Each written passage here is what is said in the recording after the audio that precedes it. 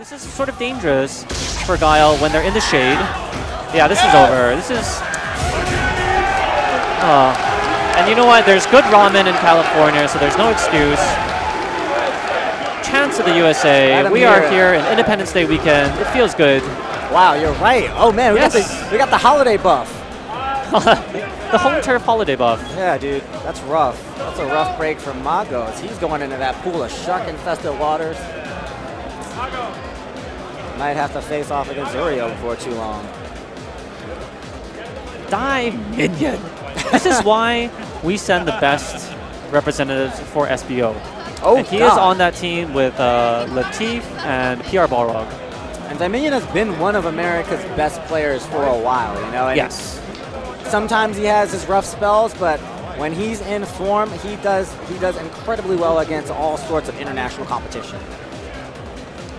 And this is really good retribution because he's gotten a lot of heat for going 0-5 against international competition and then sort of taking a beating with infiltration. But here on the biggest stage of the world for fighting games, he has found redemption. I'm very happy for him. Yeah, and that one was bad against infiltration.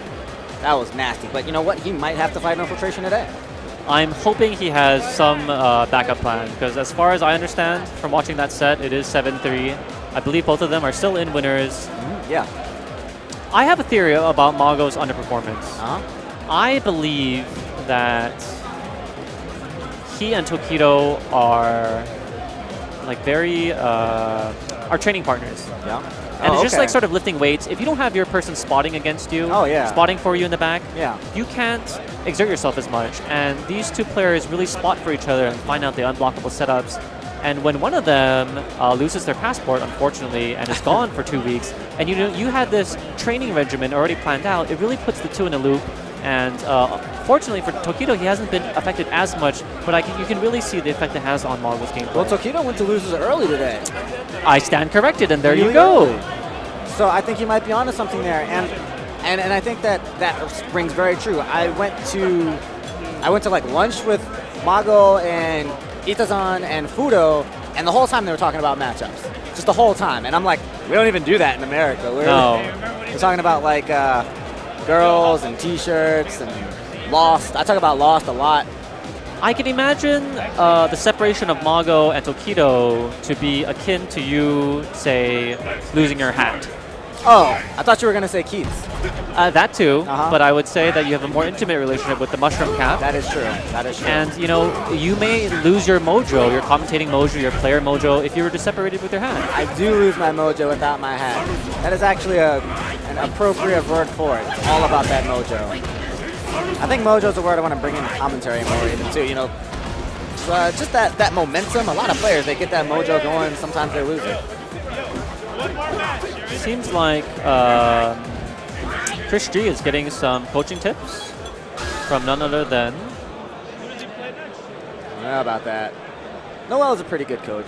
Noel, yeah, right? He has the... I'm not quite sure what advice he could give against Pungo, who doesn't really fight according to theory. He will uppercut you without 2 meters. Yeah. So he's a really... he plays based on feeling. Yeah. And you really have to synchronize with his feeling, just as Fudo did and Latif did last year, in order to beat him. But there really is no set game plan against Pungo, as far as I know. Hopefully that's what Noel just told Chris G. Is she like gonna go work in the field after this? She has been tanned beyond all. I feel like she's about to like mop the floor in this one. Sakura is -0, so they're equal on frames. After the light hurricane. Wow, there it is. Yeah, there you go. Exactly what she talked about. And Chris G was ready for it. And Noel is shaking. He's like, yes, that's exactly it, right Noel is in the back with his t-shirt with the American flag. But Pungo also has some stars. He has some stripes with the blue and blue shirt.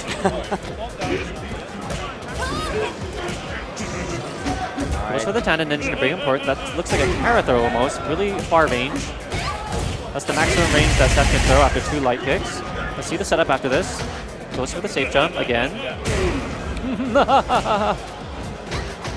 Oh, did he miss his dive kick? Yeah, that's a strange exchange. You wouldn't think that Pungo would want to put himself in the corner. I think he did have a command miss.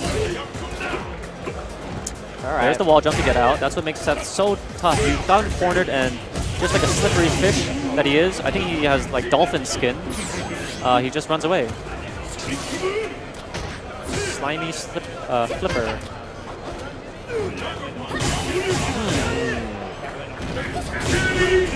Burns a meter for the win. That was good. There's nothing that Sakura can do in that situation. If they do 2 EX Shoryukens at the same time, they will pass through, and Pungo will land first and be able to hit him. Wow, nice air-to-air. Wow, yeah, that move is incredible. Oh, fakes the cross-up, drops the combo for the SPD, and huge pressure opportunity here. Takes another one. He's going to get another ambiguous setup. This is the best situation for Seth after an SPD. Yeah, what side was that? Yeah. Cross-up light kick. Sakura very close to stun here. Wow, but Christian keeps his composure and resets his stun value. This is really good. That's so important. But then random uppercut. With all those meters, he was definitely looking for an FADC opportunity, but Punko got over it.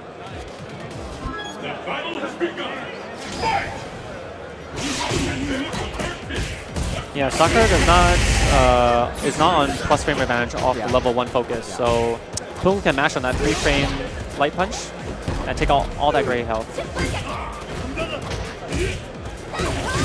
Nice OS. Ooh, beautiful dodge. Yes.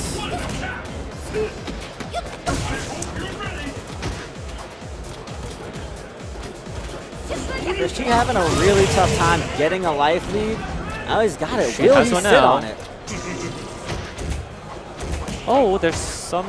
let's see what he goes with this. Wow!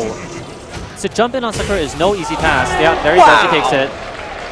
That vertical jump heavy kick has such a good downward angle. Yeah. I think even if he did an uppercut, it would have traded, unless it was the EX version. And a lot of characters aren't even going to be able to convert off of a jump that high up. But now both these players are almost full to meter. Sakura off one option select can take off half of Seth's life. Yeah, we need to see him use an EX to break this pressure. There it is. Nice. Gets himself out of a sticky situation. All right, he gets a good forward throw.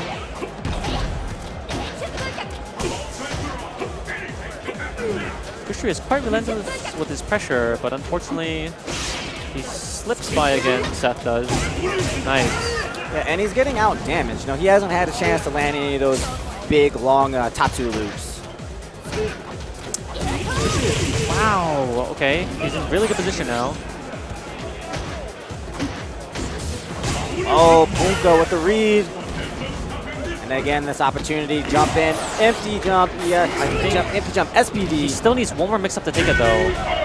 What is that? He hit him with the knee. That's not fair. I don't know, man. He's been favoring the cross-up after the SPD, and Christy hasn't looked like he's caught on to it yet. It's really a game of millimeters, though. The opponent has to look how many steps Seth takes forward after that throw to see if it's going to be a cross-up or hits in the front. And you can make it essentially ambiguous if you hold forward, just let it go and jump.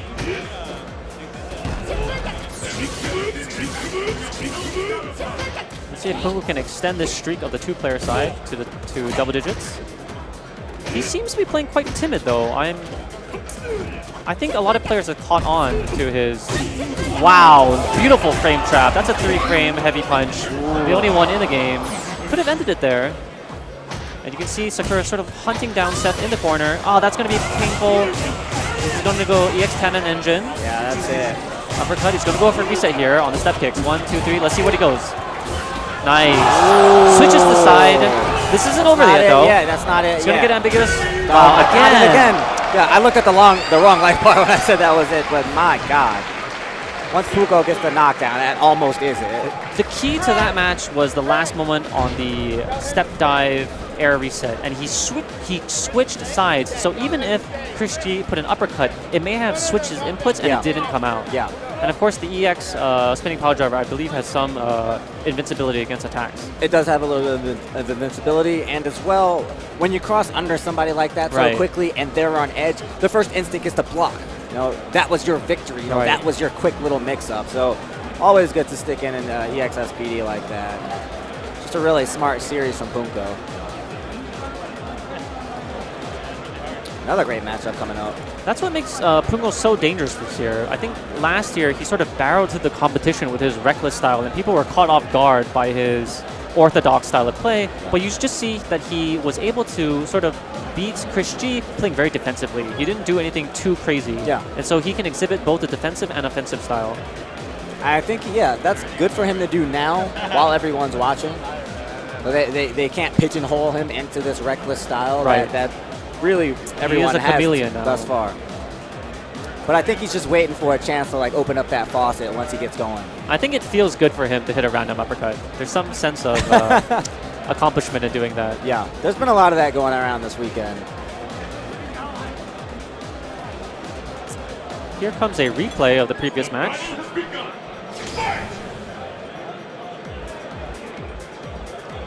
See, Seth is so down on life. Let's see how he comes back here. This is that cross under. Spends the 3 bars, and this is what he spent it for. This reset. Just one chance. Boom. Just freezes them in space in place for a second there. And again, that is so hard to see. And I know, I play Seth, and just hitting that one, that feels so good because you're like, I know you don't know. I don't even care. I personally care not which way this hits. I deplore you, good sir. Now that you revealed your character. Dude, but well, my main is Alberto, so you should respect me. Explain to me, what is Seth's alternate costume? Is he a fisherman?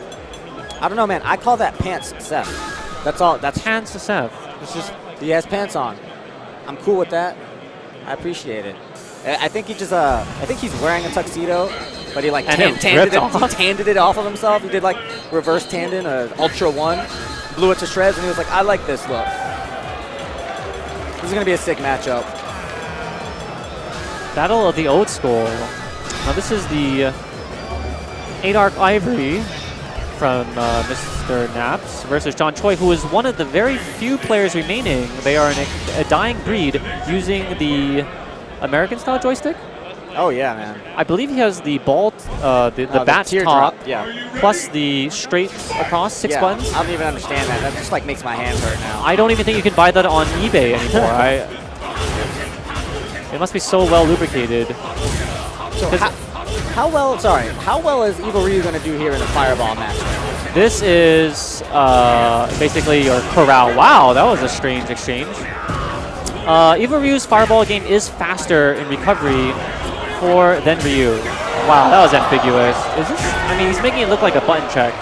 You know, people have started using that since Street Fighter Cross Tekken, I feel like, and brought it back. Jimmy really needs to get in and open up Ryu, otherwise he's going to lose to the Fireball game.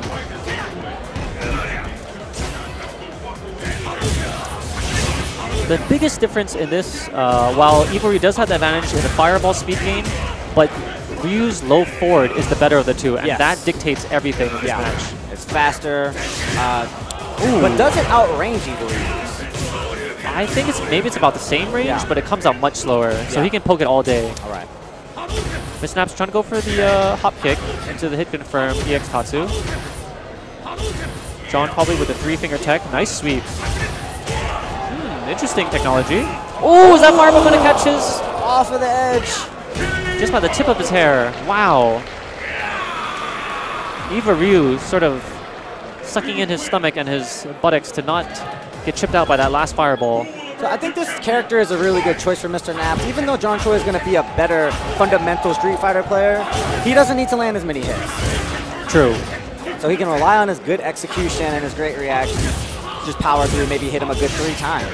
I would give the advantage, if this is going to be a shootout of Hadouken, this is going to be an advantage for John Choi, who is the better of the Fireballers. I think Mr. Naps comes from a Tekken background. Yeah, for sure. And thus, he may not be, wow, good conversion though, may not be fluent in the Fireball game ways. Yeah, and the way that he took that round was by cutting through the Fireball game. You want to push Ryu into the corner, herd him in there, and then slaughter the sheep.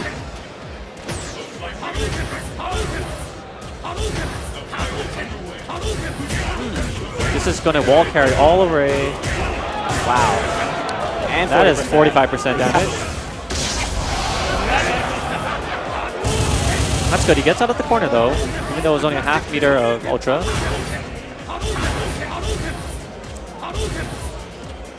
Here is a very high-level game of chicken. Who will jump first over the fireball and eat a fireball? It's so tough to out-fireball John Choi. Right. He's one of the best natural Shotos ever.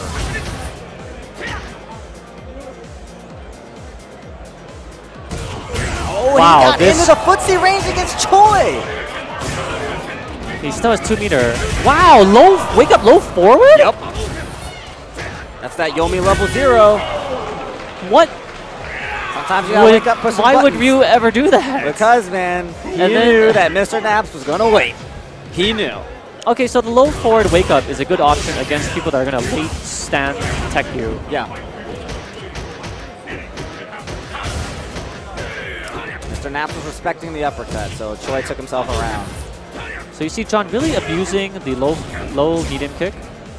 There's nothing that EVO can really do about that. Nice exchange of fireballs there.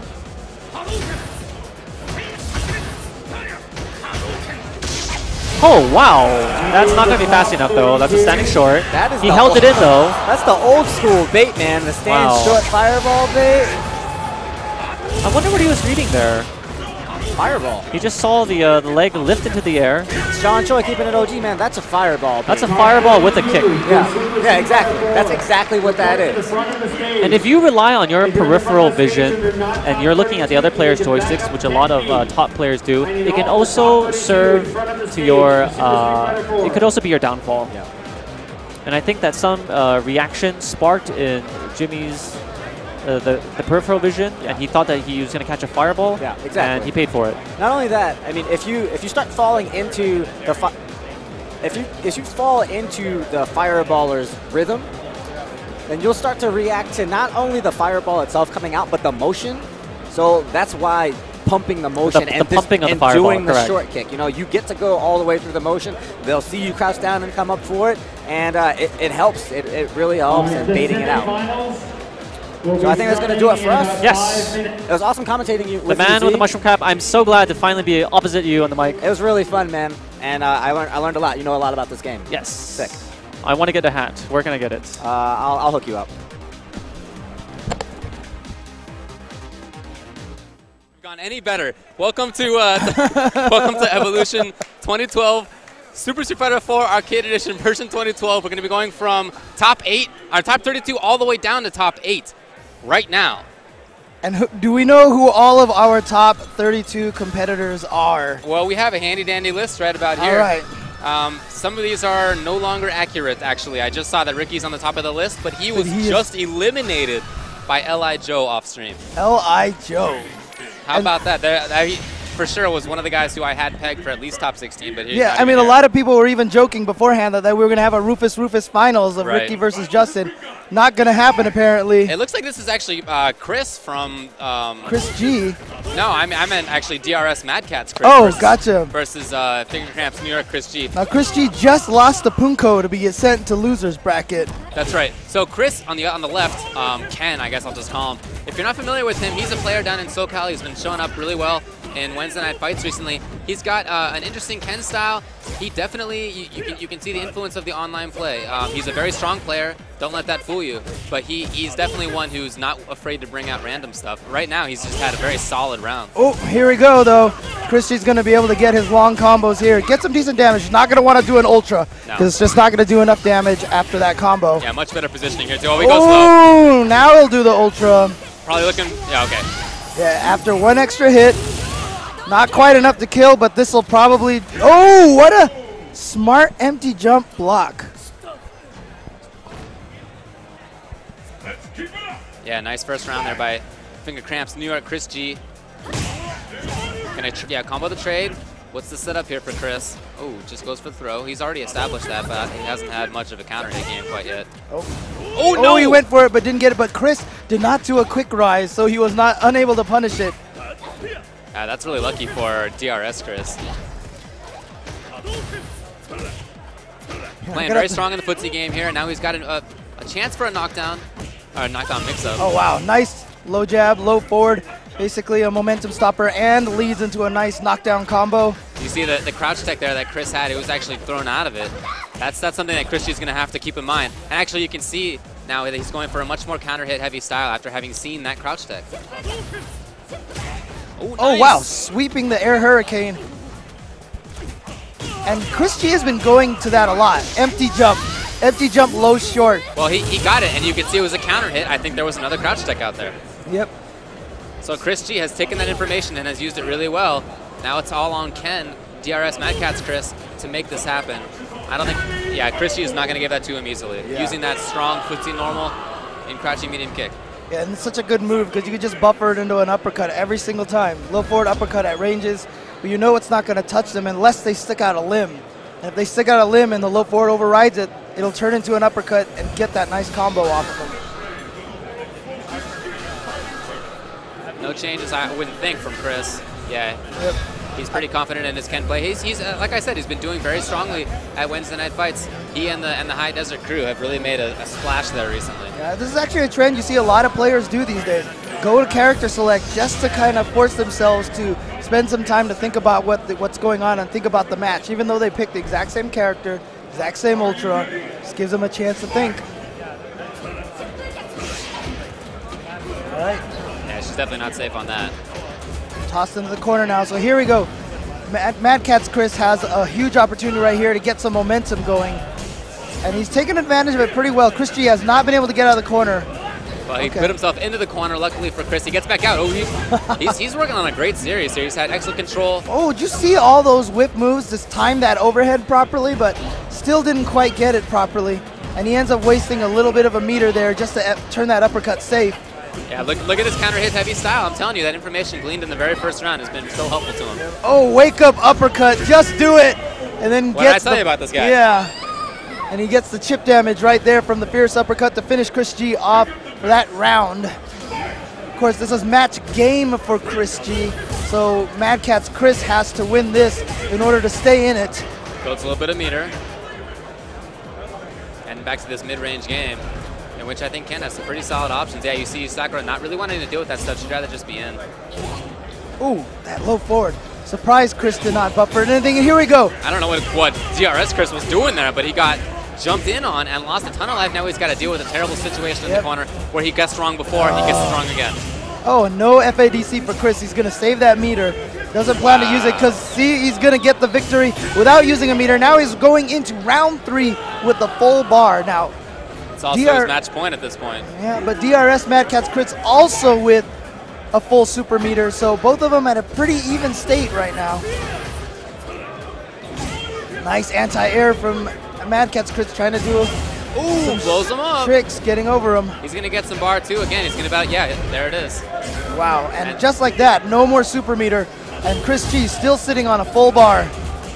Oh no, he couldn't get the combo. Now he's caught in the corner. He's got to try to get out of this situation. Bad look. Yeah, but Chris G has spent a lot of time taking a lot of damage without getting any progress. But this is Sakura. This is the way she plays. She gets so much damage and runs. Mix-ups after mix-ups. Oh, just too far for that low forward uppercut to hit. Both players trying, yeah, finally Chris G went in a little bit. Nice block though. But you can see that he's a little bit worried about the Ken normals in the mid-range. Oh, no. Just wake up low short, gets him the hit. Yeah, he woke up with crouch tech and turned it into significant damage combo, and now he's going to have a good situation for himself if he can take it. Oh, he went for the throw, and it's not going to work. I love that. DRS Mad Catz Chris waking up with low forward fireball. So smart. To throw off Chris G's momentum, and he FADC'd it too, just in case Chris G had blocked it. Smart stuff. So it was an FADC to move forward in case he blocked it and to continue the combo in case it hit, which it did. And so now both players here at match game. Yeah, Mad Catz Chris not getting caught by that mix-up from Sakura earlier where she just kind of tries to float over with the Tatsu. So you can see Chris G does not want to be in that mid-range spot. Nice DP, was not a reversal, so it would, beat the cross-up. Smart little bit of technology, you got to have that there. Jumping at Sakura in that range, not good. No, you know what? He's taken from in the crouching medium kick with fireball. Yeah. He's not doing that just out of whatever. Looks like Mad Catz just was hoping that Chris G was going to do something. That's exactly what happened. Yeah, basically, like I said, Chris G has been doing that low forward and the uppercut buffer. He walked in close enough to get her that uppercut to come out. Here he comes. DRS Mad Catz Chris is on the verge of beating Chris G. I think this is loser's bracket. Is this? I have no idea, so I didn't want to say. Because Chris G, he lost to Punko. Yeah, he lost to Punko. This is, whoever loses this, I'm pretty sure is going to be eliminated from the tournament. Of course, we are at top 32 here at Evolution 2012. We're going to be working down to top 8. Oh, wrong direction. Big opportunity for Chris G to try to even it up at 1 round apiece. Nice block on that overhead. And big combo once again for Chris G. He has all the momentum this round, and I like Mad Catz Chris not doing a quick rise, but then a careless wake-up uppercut of his own. Well, it's not really careless. That's what he goes to, and to be frank, I like him sticking to the things that got him here. He's used that against Chris a couple of times so far, and it's worked out to his benefit until then. Ooh. Yeah, let's see if Chris G can actually get Mad Catz Chris to stop doing that. And if he doesn't, then, you know, seriously, props to Mad Catz Chris. Well, I like, oh my god, this is gigantic. Oh! No, he just got Fierce Dragon Punch rather than the Ultra 1. The Ultra 1 wouldn't have killed, but it would have drained her down to almost nothing. Oh, wow. Excellent play right now by DRS Chris. Oh, love it, love it, love it, love it. Frame trap with an uppercut, and DRS, Mad Catz Chris of the Delta Red Squad from Southern California has eliminated New York's Finger Cramps Chris G. What was I telling you about his style? He has those dragon punches like that. It's something that you rarely see in in-person tournament play. But he waited until the last possible opportunity to bring that out. It was the final round. And he thought that he had enough of a read on Chris G that it would work out. Guess what? He was totally right. Yeah, that was a pretty gutsy move. But you know what? Uppercuts are by far the easiest moves to use as frame traps, but they are the easiest to punish. Right, they have the biggest risk. So, good job. All right, and just in case you guys are wondering what a frame trap is, basically if your opponent is blocking, if you can get him to stop blocking, as you'll see right here. So Chris G is gonna end up blocking this jump attack right here, and he gets him to stop blocking with that uppercut. Yeah, so what happened was he guessed that Chris G was gonna press a button in between the blocked Hurricane Kick and the Dragon Punch. If Chris G had just blocked, of course, he would have been able to win. He essentially bet his tournament life on that. He bet his EVO on that. But you know what? He was right. Chris G was caught pressing the button. That's why you saw the counter hit, and that's Chris G's tournament loss. And that's all Mad Catz Chris, DRS Chris had to do. Basically just kind of twitch in front of him. Just get him to react. I mean, he paused just long enough to make it feel like a throw, and that is why Chris G touched the button and got hit there. And coming up next, we are going to have Hori Sako. Sako Noko, as Skisonic likes to call him. One of the players here who has helped design the Fighting Edge stick recently. It has met his approval, and he is a combo monster going up against Clayky D. This is going to be potentially an Ibuki mirror match. And if I'm not mistaken, I was told that at a recent tournament, Clayky D actually managed to defeat Sakonoko in this mirror match of Ibuki. So it's going to be really interesting. Okay. All right. Sako going up against Clayky. Ibuki mirror. Ah, this is crazy. You know, Ibuki. You know, these guys actually played before. Yeah. I think Clayky won. I think you're right. You are. Yeah, you're totally right about that. So it's Clayky D in the yellow Ibuki, and Sako now with Team Hori is in the dark color Ibuki. Both looking for their knockdowns here. Oh, nice. Good option. Oh, mistimes a little bit. Now this is a chance for Clayky D to set things up. No Night Vortex, though. He just does an empty jump. Nice block from Sako. Look at how cautious Clayky D is playing with that pressure right there. Oh, no, he drops the link. Yeah, he was playing very cautiously in expectation maybe of a Dragon Punch. Yeah, the issue right here is that both players, since they're so familiar with Ibuki, you can imagine that both players are going to know when the knife is going to cross up and when it's not. That makes sense. Oh, this time, Clayky D was not as patient, and Sako expected it. He takes that round.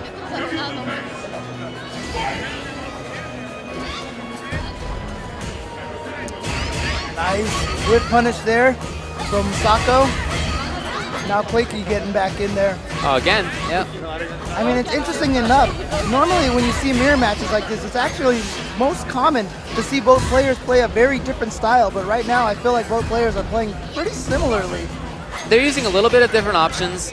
A little bit more focusing going on Clicky D style. A little bit more footsie buffers going on Clicky D's side. And you see that, so that actually works his detriment right there. Nice little fake cross up there from Sako. But again, might be something that Clayke's used himself, so he's aware of it. But he's got to do some damage here. He's down on life. Oh, here we go. This is a huge chance for him. Right. Gets the combo. Oh, he was playing so cautiously until that point. He did crouching jab, wait a tick, and then Sako had the Dragon Punch, takes the game. Yeah, that's the same way he won round one. Just kind of an uppercut in the middle of a block string just to finish him off.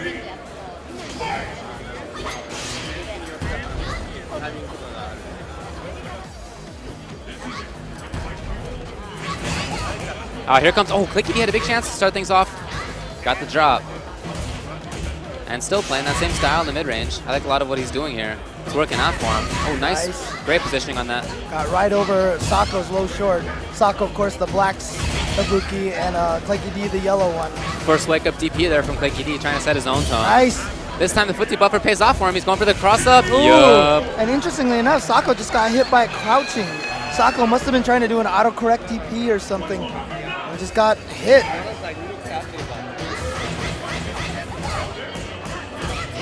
All right, here comes Sako now. Oh, he's been so cautious. Wow, okay. Oh, wow. Clayke using Sako's own weapon against him, just uppercutting in the middle of a block string.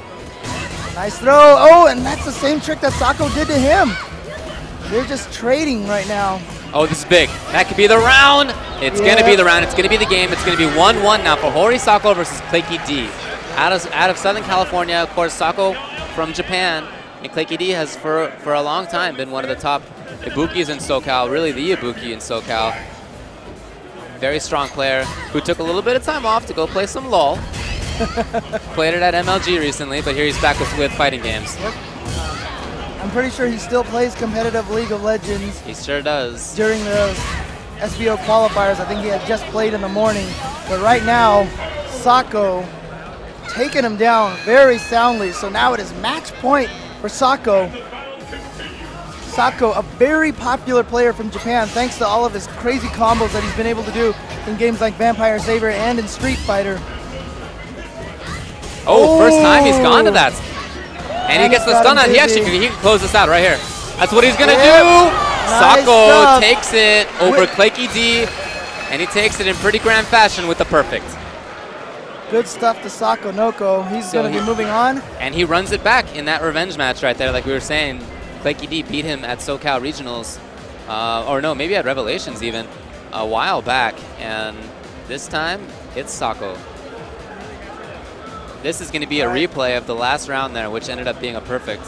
So he just got caught there, and then a frame trap with that low jab. And first time he went to that situation right there. I don't know why he waited so long to bring it out, because it looks pretty solid, but he waited until the very end, and he knew he had super, he knew he had big damage punish.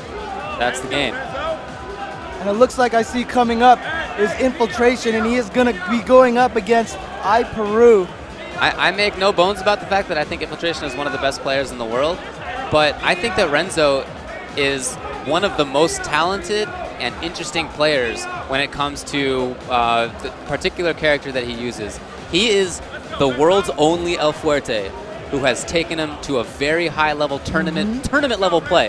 There are Fuertes out there who have been able to do very good stuff in individual games, even in individual tournaments that are single game, single elim.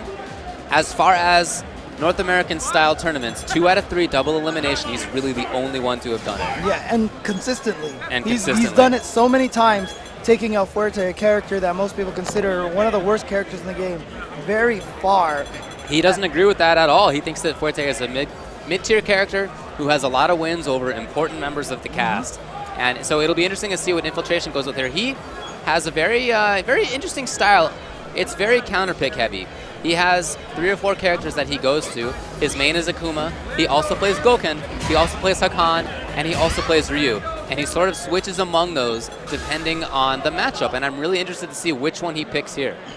Yeah, but as we said, iPeru, aka Renzo here, he is probably the biggest wild card in any tournament that you can play. If he is there, you have to take him serious, and he will be taking out people that you will not have imagined him to take out. Hey, here he is in top 32 of Evolution 2012. There were 1,500 people, and he has made it past 1,500 of them. That just blows my mind when you said that. 1,500 people. We are down to 32 right now. Right. And we are going to finish at top 8. It's going to be crazy. I can't wait to see who's in top 8, and nor can I predict. I'm not going to make anything. Ricky Ortiz already out? Yeah. What? No idea what to say about that. So let's see what, I guess it's going to be Akuma for Infiltration. Probably makes sense. This is a bad matchup for Fuerte because he does have to block both hits of that stand roundhouse. Kind of ruins a lot of Fuerte's armor runs. I feel like he can probably teleport decently, but depends on whether Renzo is doing OS or just run. Wow, interesting. He woke up with crouching medium kick, obviously puts his hitbox very low. And there are different setups. You have to understand what the setups are. Oh, that might be, yeah, that might be unblockable. I don't know. I'm so used to, oh my god, what a little mix up there. What he was looking for, iPeru, was for that fireball to touch him. And if you are touched, if you're in block stun or hit stun, you can't be thrown. Right. So he was not expecting to have to deal with a throw. And great whiff by Infiltration to make that throw happen. Right, going for a reset instead of a guaranteed knockdown. Yeah, he went to Palm, which is a focus breaker and deals with the EX run. All right, so Fuerte, the kind of character who has to do damage in small spurts. He needs to get momentum going, but iPeru is unable to get any momentum right now. Hasn't had it yet. Okay, here we go. Is he teleport? Expecting a teleport. Oh, okay, just decides to cross him up. Ooh, Renzo looking for something, didn't take it, didn't get it. Oh, nice armor run through the overhead, and he's got the tortilla spin. He's keeping this really close here. I'm surprised Infiltration has not gone to a teleport again, and there he got him! That's the round. One of the things about Fuerte is that if you're playing with those meaty mix-ups like that, you have to guess right so many times, and that's exactly what he did. He kept it occasionally to save for options, but some of those were pretty risky. He could have bet the round on those. The whole trick to it, though, is it all comes so quickly, the opponent doesn't have a chance to think about it and assess what's going on. This time iPeru blocks that setup, which is smart. He's keeping his eyes open. Oh, but he's back in the corner. Oh, he touched the button. He's going to get a decent amount of damage off of it. Yeah, check out what Akuma's life is going to be like after this. Boom! Almost even now. So iPeru with a lot less work to do. Ooh, you got red! Right out of his jumping jab, but here comes big damage. And now he's down to almost no life and just got caught by the overhead that finishes so many matches. Nobody's expecting that overhead to come out. iPeru turning around, looking at the audience, upset about something, not sure what it is, but he runs right back into the match. Infiltration, however, with a smile on his face. That's what Infiltration will do. Yeah, he loves trolling people in-game. He does. Oh, nice focus attack right there, and he's going to get good damage. Oh, this is looking rough right now for iPeru. Oh, jump back short. I like that defensive option there. You know what? I just got the top 32. I'll tweet that out in just a second. But this is actually in the winner's side. Okay, nice. But Infiltration right now playing very much like he doesn't. Woo! You know, he's playing very loosely right now, kind of sensing that his opponent is frustrated. Maybe the more loose he plays, the more. Oh, there it is. There's that read again. Oh, same exact situation as before. And EX running away, just wants to reset the situation. Oh, I think he tried to ultra there, didn't get it. Wow, that reached. Okay, this is the mix-up. This could close it out or lose it for iPeru. No. Okay. And iPeru can't get impatient. It's very smart by Infiltration to back off and make iPeru come to him. Any chip will do it at this point. He almost had that, but he didn't commit to it. He did not commit to it when he went off the wall that first time. If he had held forward the entire way, he would have been able to hit Infiltration and finish him off. And now Infiltration at match point. Nice. He gets the sweep here. That's what I was saying. That deals with the EX run. Oh, nice backdash to escape and great jump back jab. As long as you're in the air, you can get away from a lot of those options. Oh, and he did the dive kick. Oh, not punished, luckily enough. Oh, man, he has not gotten that punished correctly. He tried right there, but Fuerte just ended up running the wrong direction. Right. Oh, what a bait. Infiltration. Nice. I like the runaway. Don't deal with the side to side. but then missed that slide. No, he did not get that. Oh, and he only gets the jab. No. That needed to be fierce run stop. Run stop fierce. Yeah. Well. Okay. Oh no. There it is. And of course, that was, you said, in winner side brackets. Right.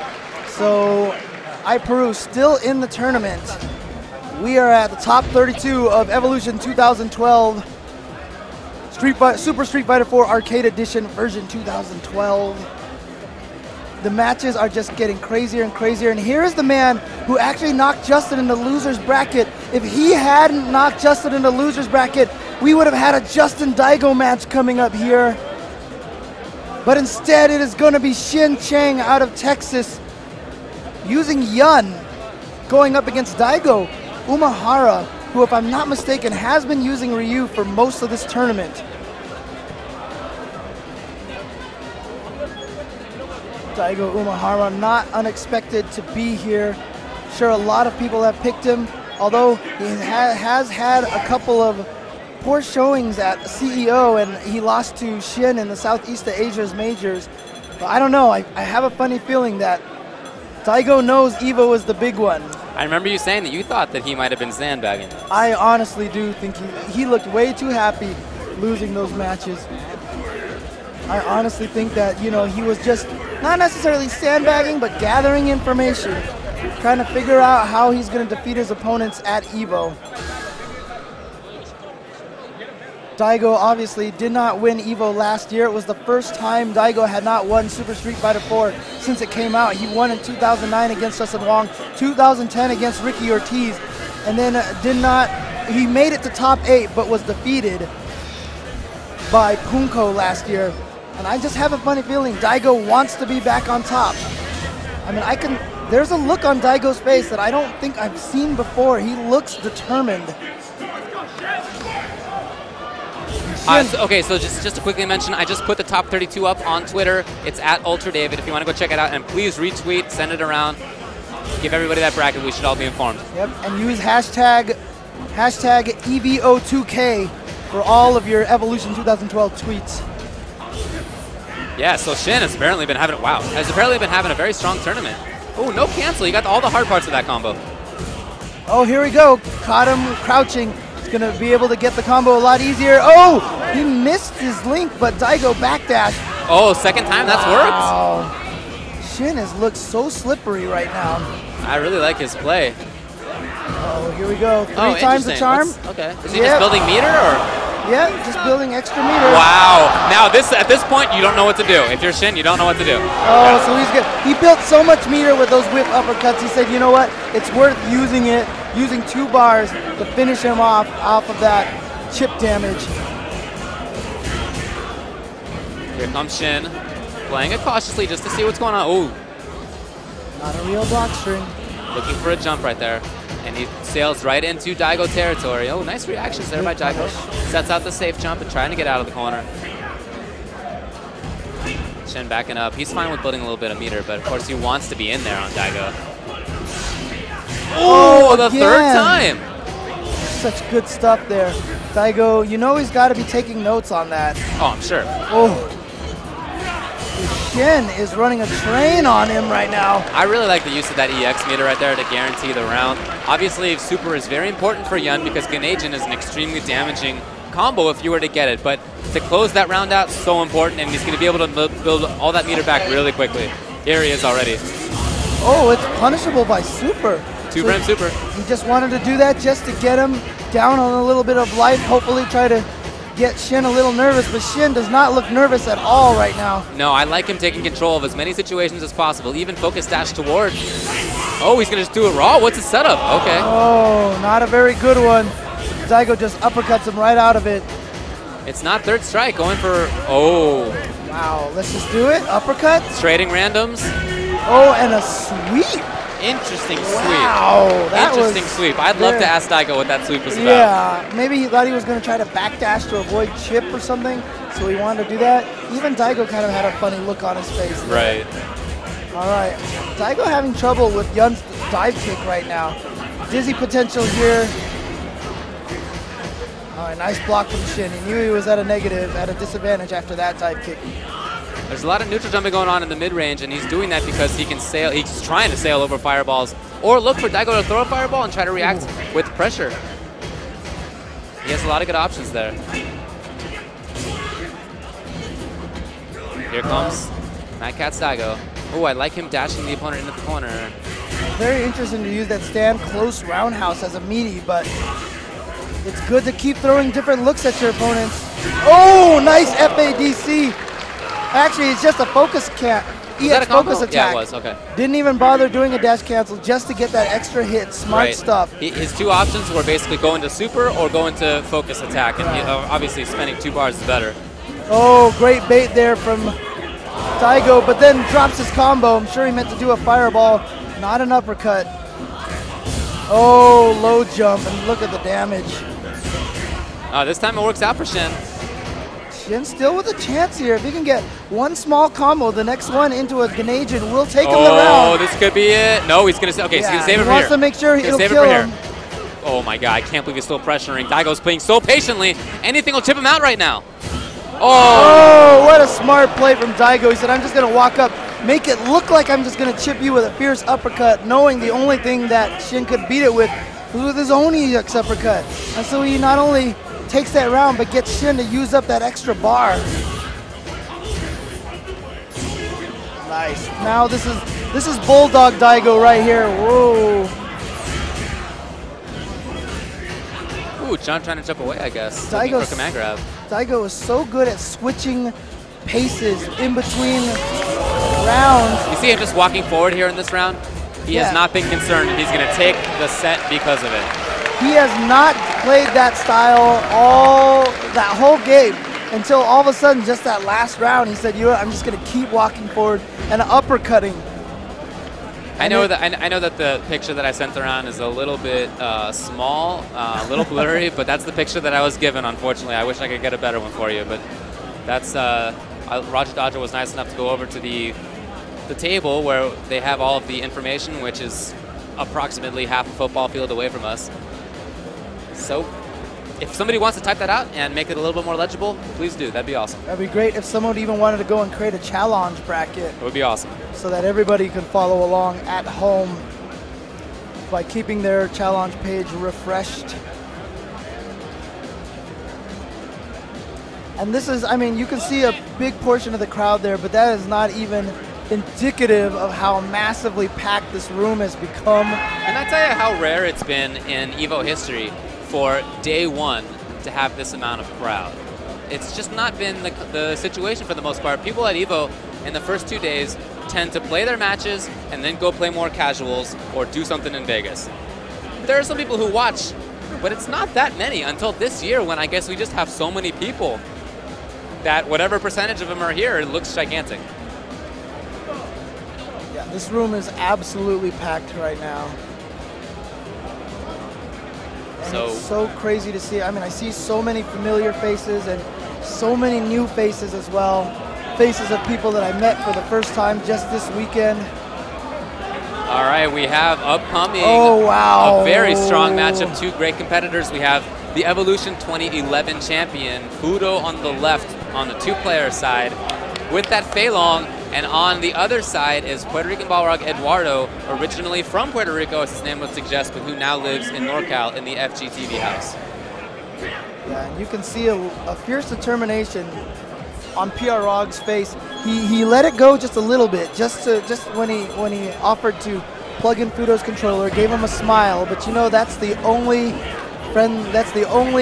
kind gesture he's going to offer up to Fudo. So just looking at this bracket here, the winner of this is going to play the winner of Shen and MOV. Wow. Who signed up as, looks like Joe Igami? Maybe that's his name. Joe? Joe? Could be, I guess. I don't know. But that's next. Let's not talk about that too much until we come to it. Right now we have a very strong match between two great players. Man who won final round with Balrog about 1.5 years ago, has taken tournaments with his Balrog, and now in AE 2012, when he thinks that Balrog is a good character again, he's been playing very strongly. Fudo, like I said, 2011 EVO champion. You cannot count him out. Now Fei Long has been nerfed a little bit since last year. Let's see if that's actually going to make a difference. It's an interesting matchup, too, because you have two players who have great reactions. And so things that are, you know, often mix-ups are not necessarily mix-ups on these two guys. You have to play a little bit differently. Right now, PR Rog has, he had the advantage. A little bit of an unsafe range there on the dash punch. The dash punch is -3, so it can be punished with 3-frame normals. Very hard. But Fudo getting the timing just right. That's so tricky. You really have to guess. Yeah, you have no idea what side Fei Long's going to land on. There's these super ambiguous jumps that you can do in this game. Yeah, I felt like Rog did a pretty good job of controlling space there for a large part of the match, but just wasn't able to keep it up the whole time. Oh, Fudo with a couple of big whiffs and not punished as hard as it could be. Now Fudo fighting from the corner. He's got to try to get his back out of there. Definitely not the situation he wants to be. He's got to be on the other side of the screen. Nice catch from PR Rog. Fudo countering right back. Oh, here we go. And not too much on that. He just got a sweep. Fudo with great reactions. Now he's going to have, if he wants it, corner control. Looks like he's staying light on it. He's looking for dash punches. He's looking for good ranges. He doesn't have much life left to take a lot of risks. Next hit could potentially be it for Fudo in this round. And don't look for PR Rog to take too many risks either. Oh, there it is right there. That's the combo, and you're right, that's the round. And even if he hadn't killed him with that headbutt, he had the Ultra all lined up, ready to go for the juggle. So interesting, both of them are looking for those neutral jumps because they both have moves that are very important to their games that move them forward horizontally pretty significantly. Yep. Ooh, just waited. He didn't even have a button coming out. PR Rog. Fudo trying to make something happen. Saw it wasn't working out, so he backs off. Wow, is that a combo for hit? Yes, it was. Oh, yeah. Counter hit low strong into Rekka's. Rog now with a little bit of a life disadvantage, but plenty of time on the clock. Oh, what a reaction! What'd I tell you about these guys' reactions? All right, so he takes a life lead, but unfortunately he sacrifices all of his meter for that. I wonder if Rog's looking for chicken wing. Oh my, I love that, because Rog had just made Fudo believe that he was just going to sit back. And he went up for the grab, started this sequence. Fudo now has to make something happen. Again, tried it. And plus the other thing, PR Rog has recognized that Fudo likes to wake up with that chicken wing. It's a crutch that he's been going to, and twice in a row, he had greeted it with a jump back fierce. And that's allowed PR Rog to take the first game. He's up 1-0 against last year's Evolution champion. Still reigning champion. He's not the champion until you knock him off his post. That's true. And this is winner's bracket, so whoever loses this will still be, oh wow! Look at that run. You see that spot on screen where he was standing? That was the exact spot for that to work out. And here Fudo has got to settle down a little bit. He's been caught. Yeah, he's been caught. And I hope he wakes up because he's one round away from going to loser's bracket. And you can hear the audience going nuts. They want to see more U.S. players in top 8 this year. Last year we had 3. And Fudo ended up taking it all. Rog trying to maintain that spot on screen that worked out so well for him last round. Yeah, PR Rog has honestly shut down the chicken wing so badly. Chicken wing, of course, being that arcing kick that Fei Long does. It's strange because I feel like Fei is so good at shutting down some of Rog's important options, but we really haven't seen that come into play all that often.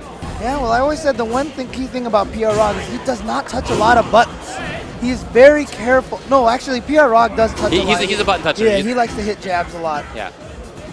But right now, I mean, I think the reason why I'm a little surprised is because he's playing a little out of his normal style, because he really is playing very patient right now. Well, it's been working out for him, so I hope he doesn't switch it up too much. I mean, he went in there and got, anti-aired for his trouble.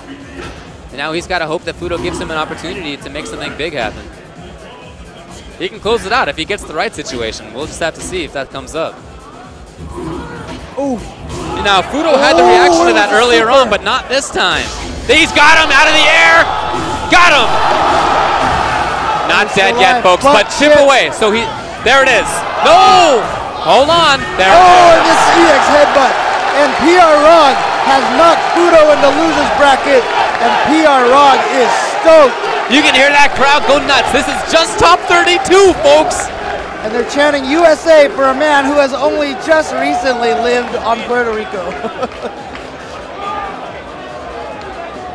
You see everybody congratulating him there. Yeah, man.